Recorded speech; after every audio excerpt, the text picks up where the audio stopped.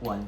In motions such as this, the biggest mistake that we can make as debaters is to assume that the style of leadership that exists in our perception of the West or Western states is the right way to go for all states, right? Because it is an unsaid thing in this debate that the type of thing that both government benches want is a more liberalized and more democratized China with a two-term president. Panel, this is the most Western way of looking at the socio-economic and political landscape of China. If you choose to look at it from OG or CG's perspective, it leads the state of China down a more destructive path.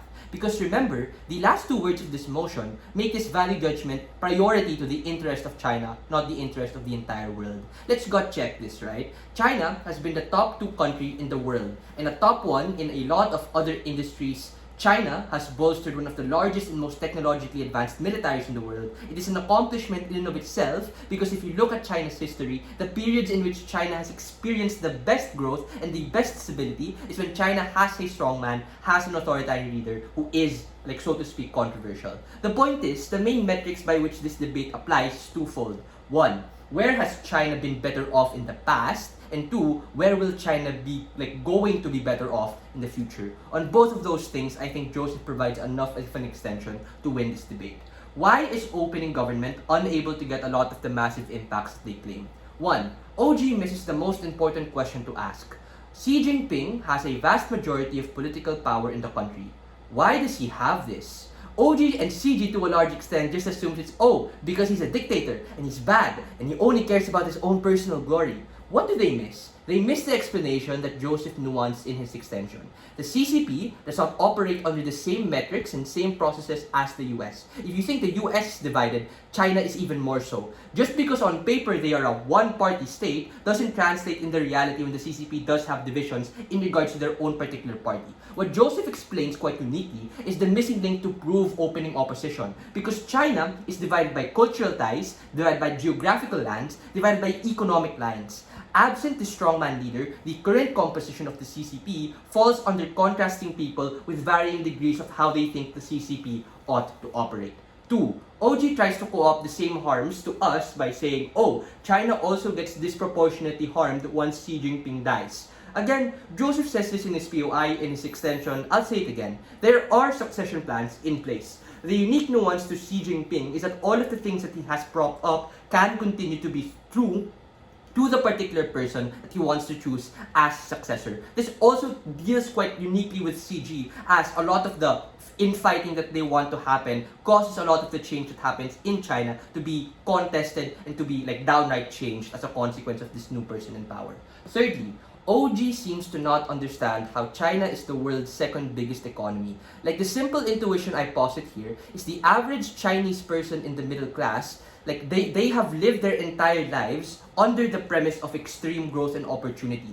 China has had the biggest economic boom in any major developed country in the past 30 years. The average Chinese citizen doesn't really care about marginal civil rights if it means they're far better off economically and their livelihoods are far better off in this debate. CG assumes a majority of people want to descend towards Xi Jinping and how he sucks ass. Why? Right? PM says he's popular, MG says the same thing. Why does government whip contradict his own partner? If people love him, there's no want for the people of China to want him to go out of power, at least on the vast majority of instances, right? Secondly, why then is closing government extension not enough to win the round?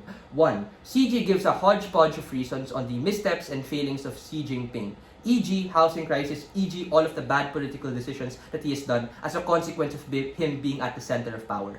What's the problem with this? I think 2 things. 1. MG's point of political connections is actually a lot more positive than they think. Let's think about this comparatively. The structure by which China is built under competition, not meritocracy. People are divided by the way in which politics work under China, as to what Joseph explained in his speech.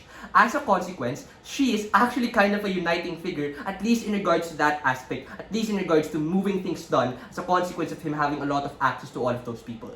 2. The comparative does not accrue to the same extent because in order for CG's new leader to be successful, whoever it may be, he needs the support from all of the popular support that Xi Jinping has in abundance. The core response to MG's first mechanism is that Xi is popular and that isn't an accident.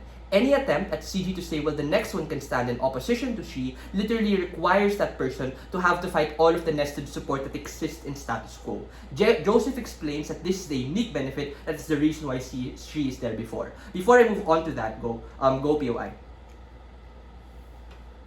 It is very speculative for you to posit benefits of stability, because presumably that assumes that like people are not going to cause any benefit. What CG explains is that the idea of election automatically creates more people like asking for more things. Okay, I actually have a response to that, right? Second response. Government whip and, CG is concerned about the longevity of the CCP and over-reliance on Xi Jinping. But who is to say that that succession plan that MV talks about won't also have that degree of complexity? Why expect someone to do something you can do yourself? CG extension is outcome and path dependent to these scores of successors doing well, what Xi is currently doing well right now. Lastly, why do we win over op?